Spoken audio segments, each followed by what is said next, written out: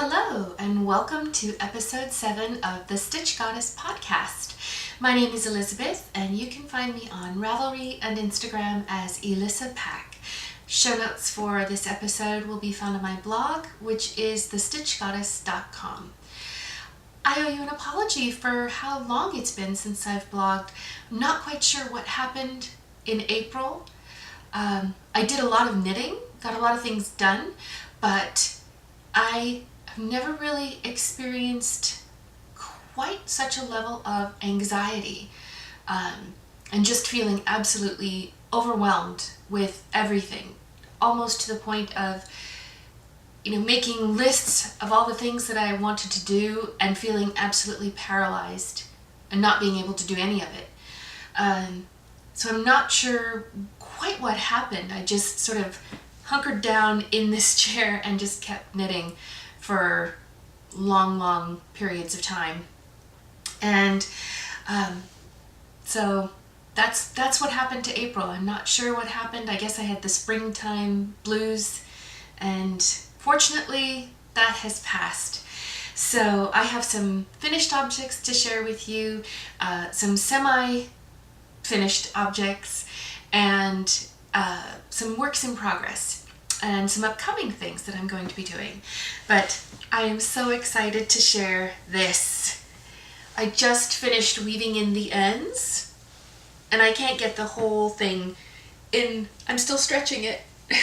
I can't get the whole thing in the shot, but this is the Impressionists Mystery Knit Along from Curious Handmade, a design by Helen Stewart. And I used 3 skeins of Madeline Tosh Merino Light. I used High-Low, Kilim, and the third one, which is still in the bag, is Oxblood. So I had these 3 beautiful yarns.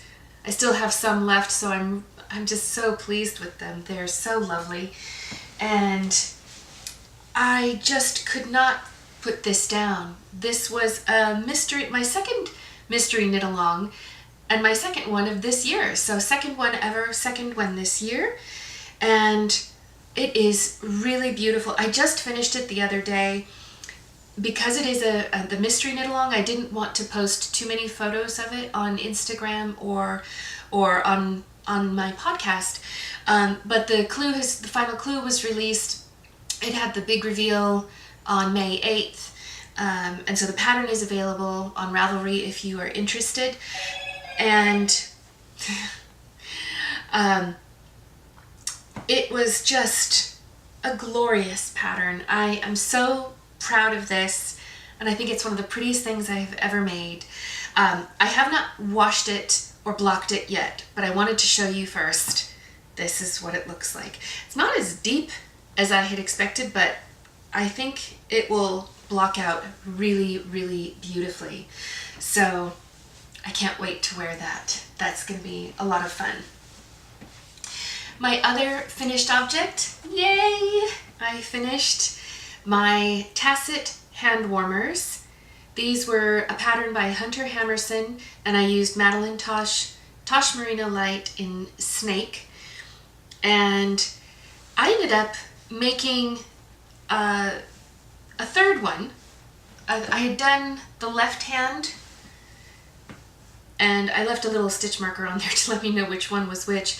But I used a slightly smaller needle on this first one, and it felt a little bit tight. So when I made the right hand hand warmer, I increased the needle size, and it feels much better. It's very comfortable. I finished these, I think, towards the end of, I'm not sure quite when I finished them, but I finished them just in time for the weather to turn really warm. But I noticed I was working at my desk the other day and my hands still get cold. So I think these will be really helpful. They are washed, they are blocked, they are ready to go, and really, really pleased with them. It was a really fun pattern once you kind of got into how these cables worked, and it was loads of fun.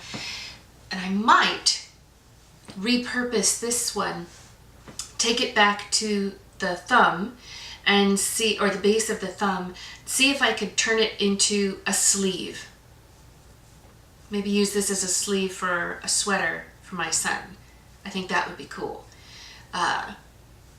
Don't know, but could be worth trying.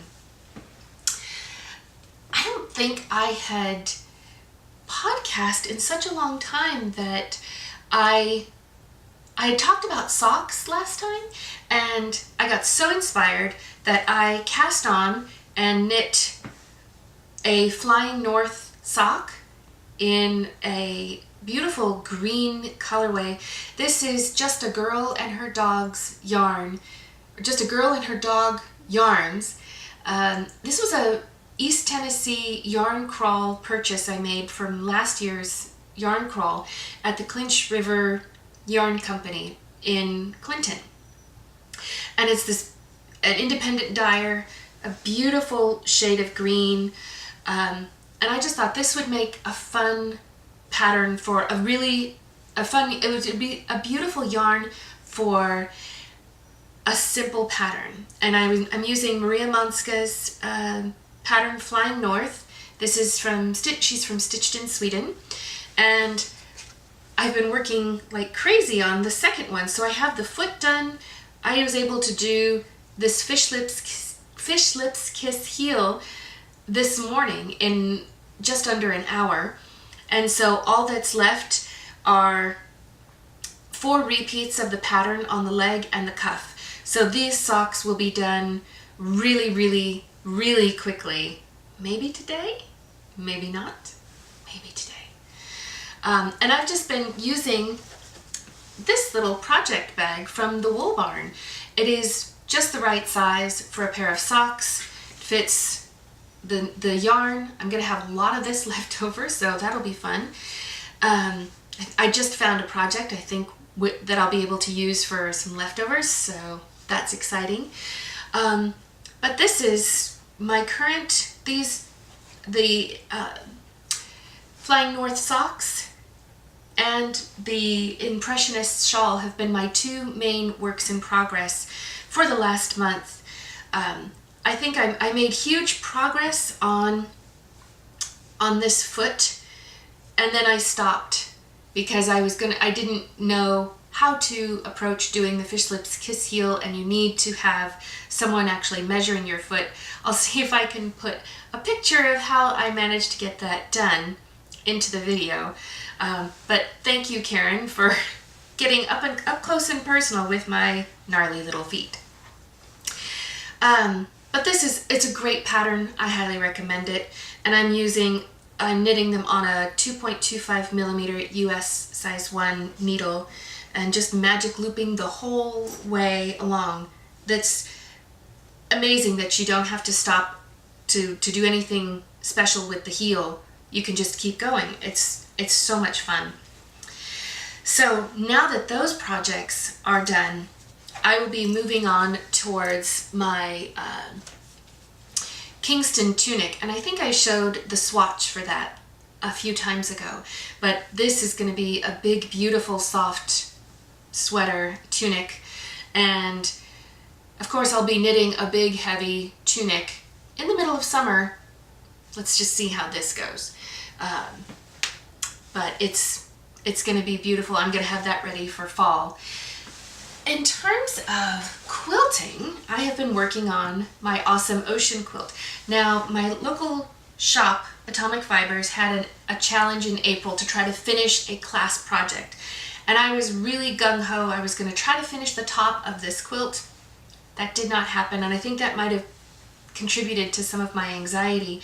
But I was able to finish Mr. Manatee. So I have 8 beautiful manatees. And I'll just show each one.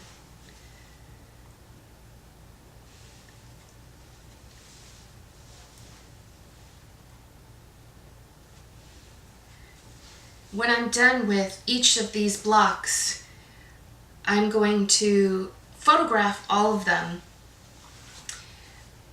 and then photograph the backside too, because once the quilt is done, you'll never ever see that again. I hope you'll never see that again. But I'm about 3/4 of a way through the last creature, which is the seahorse. So all I have left to do is the tail unit. So it just had all these different little sections. So the tail is the last piece that I have for the seahorse.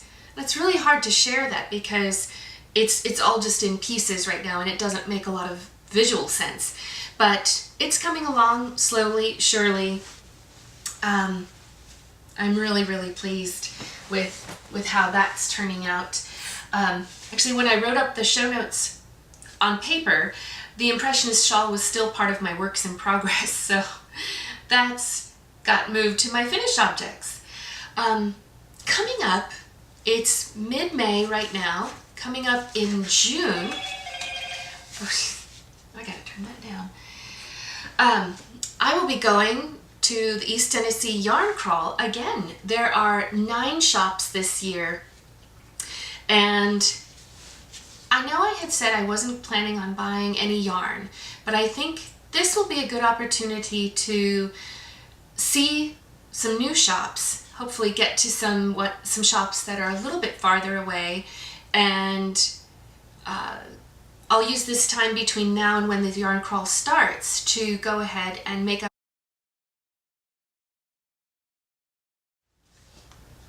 The other thing that I've been doing lately is a lot of reading. I had come up with a list of books about France or really good reads, mysteries, and one of them was a book by Martin Walker called Bruno, Chief of Police, and it's set in the Périgord region of France. So southern France, it's sort of the heartland of France in terms of the food culture, and there's a mystery, and it was charming, and I thought it was such a good book. And then I went and bought the second book, and then discovered that my local library had a whole bunch of these. So they had books 3, 4, 5, 6, which I have checked out, and I'm currently in the middle of book 4 right now, The Crowded Grave. And I just want to share something briefly. This sweet little bookmark that was made by my son for Mama.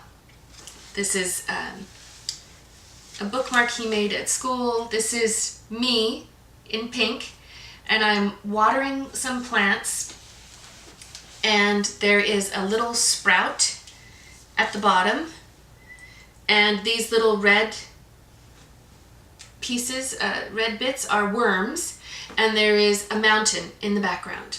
So I thought that was really, really sweet.